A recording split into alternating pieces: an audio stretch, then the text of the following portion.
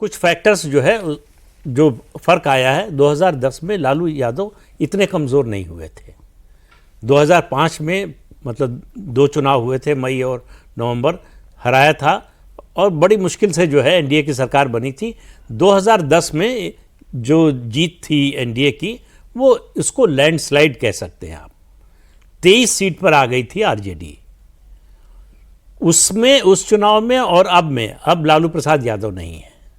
लोग कहते हैं कि भाई लालू का ज़माना, जंगल राज जिन्होंने देखा वो लोग बूढ़े हो चुके हैं, जो युवा हैं उन्होंने तो देखा नहीं। तो आप कोई किताब आती है, जिसने पढ़ी है कुछ सब, और जिसने नहीं भी पढ़ी है कुछ समय बाद भूल जाते हैं लोग, ये होता है। लेकिन जब उसका नया एडिशन आ जाता है तो सारी याद फिर से ताज़ा हो जाती है। तो तेजस्वी यादव लालू प्रसाद यादव के जंगल राज का नया एडिशन है, तो इसलिए भूलने नहीं देंगे, लालू परिवार ही नहीं भूलने देगा जंगल राज को। दूसरी बात, 2 फैक्टर जो है, एक बहुत बड़ा और एक दूसरा फैक्टर, चूँकि मतलब सीधे बिहार से उस तरह से जुड़े हुए नहीं हैं। प्रधानमंत्री नरेंद्र मोदी का बड़ा फैक्टर जो 2010 में नहीं था। बाकी चीज़ें तो छोड़िए, प्रचार करने भी नहीं आने दिया था नीतीश कुमार ने, मुद्दा बना लिया था। और दूसरा योगी आदित्यनाथ, बगल का प्रदेश है, दोनों प्रदेश बीमारू राज्यों की श्रेणी में आते थे। उत्तर प्रदेश में क्या बदलाव हुआ है, कानून व्यवस्था हो या विकास हो, ये सबको दिखाई दे रहा है। तो बीजेपी की सबसे बड़ी जो उसका प्लस पॉइंट सबसे बड़ा है वो ये है डिलीवरी। जो कहा वो करके दिखाया है, जमीन पर उतार के दिखाया है। चाहे विकास की बात हो और चाहे जो है उनके वैचारिक मुद्दे हों, राम जन्मभूमि का मंदिर हो, दूसरे धार्मिक स्थान हो, सांस्कृतिक दूसरी बातें हों, उन सबको करके दिखाया है। और तीसरा राष्ट्रवाद, जिस तरह से 2014 के बाद से आतंकवादी, आप याद कीजिए कि कब आपने आखिरी बार सुना था कि यहाँ पर बम विस्फोट हो गया इस शहर में। जम्मू कश्मीर को छोड़ दीजिए, नहीं तो आप चलते थे, आम लोग भी चलते थे बस में, पीछे लिखा होता था सीट पर, लावारिस सामान हो तो पुलिस को सूचित करें। वो लिखा हुआ कब देखा था? 2014 के बाद तो मुझे नहीं लगता किसी ने वो लिखा हुआ देखा हो। किसी शहर जो है बम विस्फोट होते थे। वो परिस्थिति बदल गई। लोगों को वेलफेयर, सबसे बड़ी कमी थी जो देश में, वो वेलफेयर स्कीम्स की थी जी। भाई सरकार बदल रही है, बहुत कुछ बदल रहा है, नीतियां बदल रही हैं, आम आदमी को क्या मिल रहा है, उसके जीवन पर क्या फर्क पड़ रहा है, उसको मतलब इसी से था कि हमारे जीवन स्तर में कोई सुधार हो रहा है कि नहीं। और उसके लिए अभी गिनती करा दी अजीत जी ने, बहुत सारी स्कीम, हाँ बहुत सारी स्कीम टेंजिबल लोगों को दिख रहा है, हमको मिल गया, दिख रहा है, मिल गया और मिलने वाला है, मिलने की उम्मीद भी आगे भी, ठीक है, कि ऐसा नहीं है कि मतलब ये हो गया अब खत्म हो गया।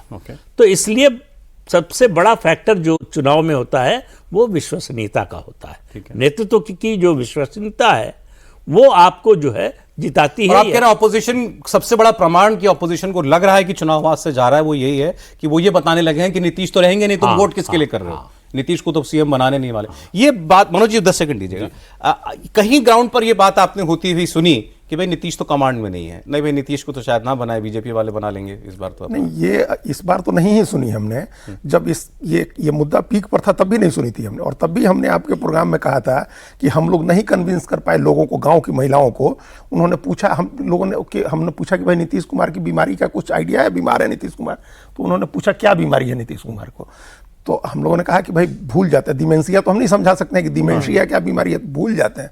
तो कहा कि कौन बीमारी, जो भी भाषा अपनी थी कि कौन बीमारी है, तो भूल तो कोई भी जाता है, ये कोई बीमारी थोड़े है।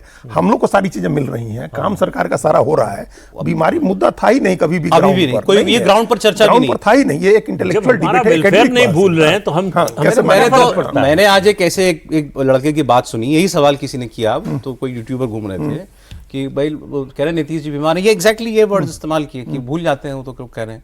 और भूल जाते हैं तो क्या, हमारे घर में बूढ़ा बाबा भूल जाता है, घर से निकाल देते हैं। वही तो नहीं निकालते तो मतलब मेरे पिताजी बुजुर्ग हो जाएंगे, कोई भूल जाने लगेंगे तो मैं घर से निकाल दूंगा। भूलने को लोग बीमारी नहीं मानता, नहीं कोई बीमारी नहीं मानता कि भूल गए, तो ये मुद्दा भी नहीं चल रहा।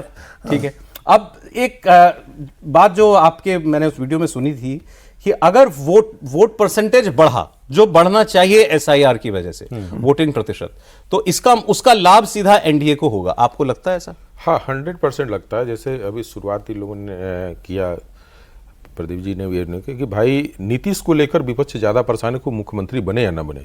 और सबसे बड़ी दुखदाई ये बात है महागठबंधन में कि वो चुनाव लड़े कैसे, लालू का नाम लिया जाए कि नहीं लिया जाए, इमेज की ये होता है। उनके बेटा वो बात नहीं कह पा रहे हैं कि लालू के तरह शासन हम लेकर आएंगे। तो सोचिए कि कितनी बड़ी बात है कि उनको पता है 15 साल के शासन को, और कहते हैं कि भाई ये हम लोगों का महागठबंधन के सबसे सर्वमान्य नेता है।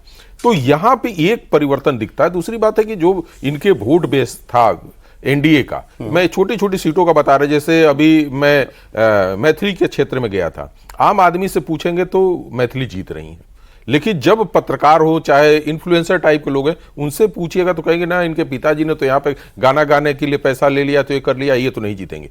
लेकिन बीजेपी वो कैसे जीते उसके लिए पूरी तरह से रणनीति बना लिया है।